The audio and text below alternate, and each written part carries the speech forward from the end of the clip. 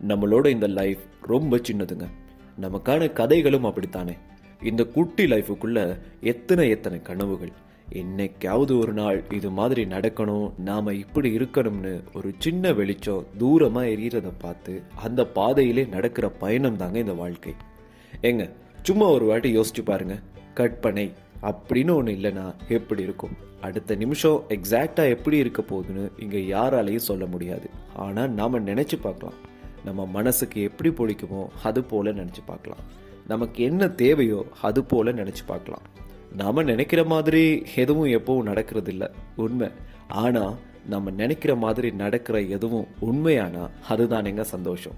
இங்க நிறைய பேருக்கு கற்பனை ஒரு உலகம். என்னைக்காவது ஒரு நாள் அப்படி இருக்க போறோம்னு ஒரு ஃப்ரேம், ஒரு திருப்தியான ஃப்ரேம் கண்ணுக்கு முன்னாடி வந்துருச்சு, அவ்வளோதாங்க. ரியாலிட்டியில கிடைக்காத அந்த திருப்தியை கற்பனை ஈஸியா கொண்டு வந்துடும். இங்க ரியல் லைஃப்ல தன்னோட மனசுக்கு பிடிச்ச மாதிரி வாழ்றவங்க ரொம்ப ரேர். ஆனா அவங்க வாழ்க்கை சந்தோஷமா இருக்கும். ஏன்னா பிடிச்சதை பண்றவங்க தன்னோட மனசோட பேசுறாங்க. அதால தாங்க அவங்க லைஃப் அழகு. கற்பனை வாழ்க்கையும் மனசோட பேசுறதால தாங்க முழு திருப்தியா இவ்வளோ அழகா தெரியுது. என்ன, அது மாயமா இருக்கு. நம்ம கற்பனை உலகம் நிஜமாகணும்னா நாம பேசணும், நம்ம மனசோட பேசணும்.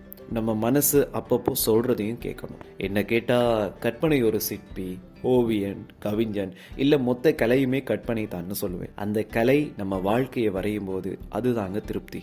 அங்கதான் உண்மையான சந்தோஷம்.